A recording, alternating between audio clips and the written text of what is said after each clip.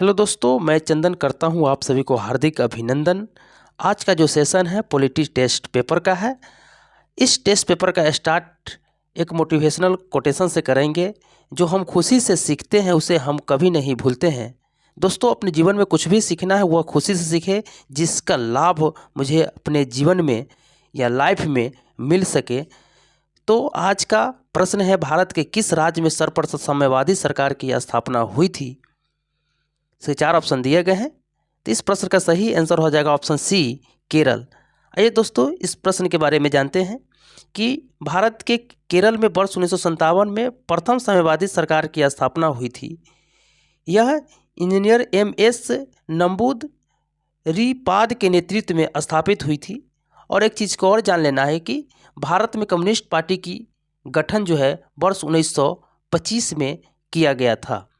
अगला प्रश्न है, प्रोटेम स्पीकर का कर्तव्य होता है। इसके 4 ऑप्शन दिए गए हैं नीचे। चारों ऑप्शन को ध्यानपूर्वक पढ़ेंगे, उसके बाद इसका आंसर देंगे। तो इस प्रश्न का सही उत्तर है ऑप्शन बी, सदस्यों को शपथ दिलाना। आइए दोस्तों, कुछ महत्वपूर्ण प्रोटेम स्पीकर के बारे में बातें को जानते हैं कि प्रोटेम स्पीकर का कर्तव्य नवनिर्वाचित सदस्यों को शपथ दिलाना होता है।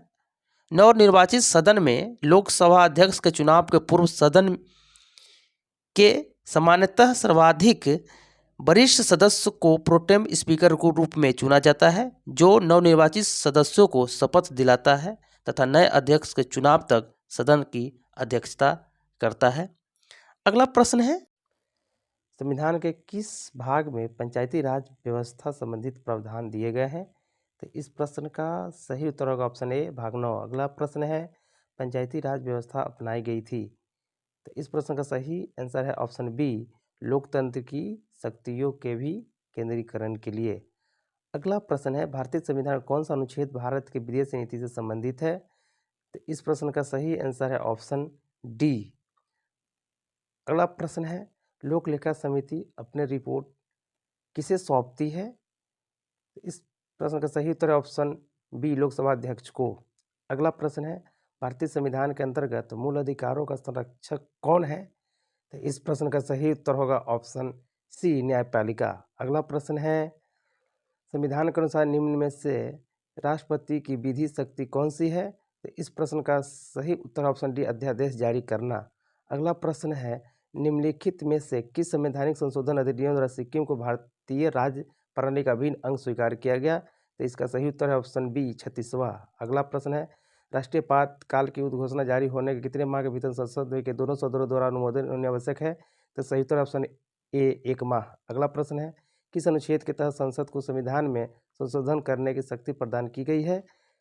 तो इस प्रश्न का सही उत्तर है ऑप्शन डी, अनुच्छेद 368। अगला प्रश्न है, भारत में प्रत्यक्ष लोकतंत्र का उदाहरण क्या है? 4 ऑप्शन दिए गए हैं।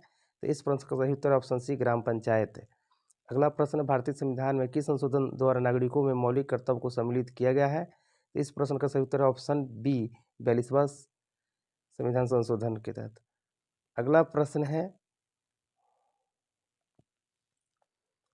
दल बदल निरोधक कानून किस संशोधन विधेयक से संबंधित है?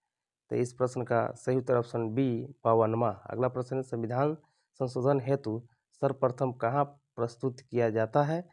तो इस प्रश्न का सही उत्तर ऑप्शन ए, संसद में। अगला प्रश्न है, संविधान संशोधन कितने प्रकार से किया जा सकता है? 4 ऑप्शन दिए गए हैं। तो इस प्रश्न का सही उत्तर है ऑप्शन बी, 3 प्रकार से। अगला प्रश्न है, संविधान में संशोधन की पहल की जा सकती है? 4 ऑप्शन दिए गए हैं। तो इसमें सही उत्तर है ऑप्शन डी, संसद के किसी एक सदन में। भारतीय राजनीतिक व्यवस्था में इनमें से कौन सर्वोच्च है? तो इस प्रश्न का सही उत्तर हो जाएगा ऑप्शन बी, संविधान। सही आंसर है ऑप्शन बी, संविधान। अगला प्रश्न है, हमारे संविधान में मूल अधिकार किस देश की संविधान से प्रेरित है? तो इस प्रश्न का सही उत्तर है ऑप्शन ए, अमेरिका के। अगला प्रश्न, भारतीय संविधान की संशोधन प्रक्रिया किस देश के संविधान से प्रभावित है? तो इस प्रश्न का सही उत्तर हो जाएगा ऑप्शन डी, दक्षिण अफ्रीका के संविधान से प्रभावित है। दोस्तों, उम्मीद करते हैं कि पॉलिटी का जो टेस्ट पेपर था आप सभी को ज़रूर अच्छा लगा होगा। तो एक बार चैनल को लाइक और सब्सक्राइब जरूर करें। धन्यवाद। मिलते हैं अब अगले नेक्स्ट सेशन में।